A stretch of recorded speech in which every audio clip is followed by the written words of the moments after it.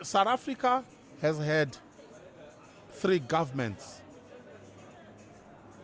up to this year, historically. We have had a British government that controlled everything. We had the Afrikaner government that controlled everything. And we had the ANC government that controlled everything. During these three periods, those who controlled the whole thing, South Africa, determined who says what and who does what. Now, we have now reached a new era where there is no single party that controls everything. Necessarily, a period like that is going to be unstable and noisy. So we have entered a period where we are going to be governed by coalitions. And this period is going to last for a minimum of 20 years. If I live and you live, invite me. I can tell you South Africa will be governed by coalition government for at least 20 years.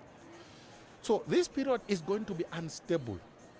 You are going to have a situation where 6 months or a year down the road, a coalition partner will pull out.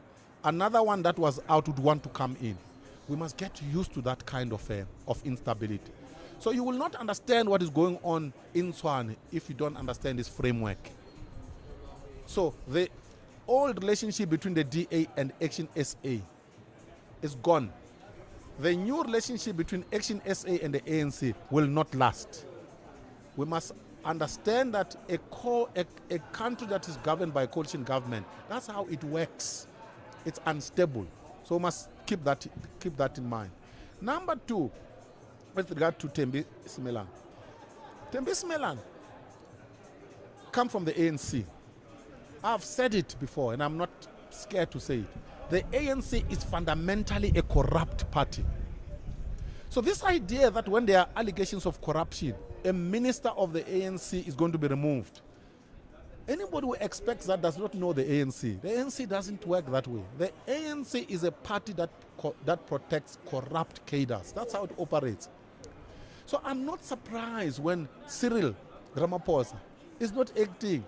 It's because he knows himself that he is actually presiding over a corrupt party. By the way, he told us himself, he said the ANC in the court of corruption would be accused number one. So it's not me, it's Cyril himself. Cyril is not the boss of DA ministers. Period. I mean, this is shocking. Constitutionally, that's how it's supposed to work. Politically, no, that's not how it works. Cyril didn't go into the DA and looked around and say, who is more talented than who? No, he didn't. He was given a list by the DA and say, these are the people you're going to appoint. So maybe Cyril would not have preferred Steenhuisen. He would have preferred someone else. No, he was given, you shall appoint this minister, that minister, and this minister. So the ministers of the DA know that their boss is Helen Zille, it's not Cyril.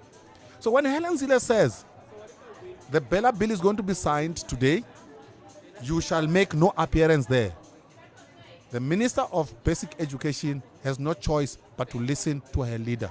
Whether Cyril likes it or not, he signed that bill in the absence of the Minister of Basic Education. But this is a problem because the Minister of Basic Education is the custodian of the bill, of the act when it comes to education.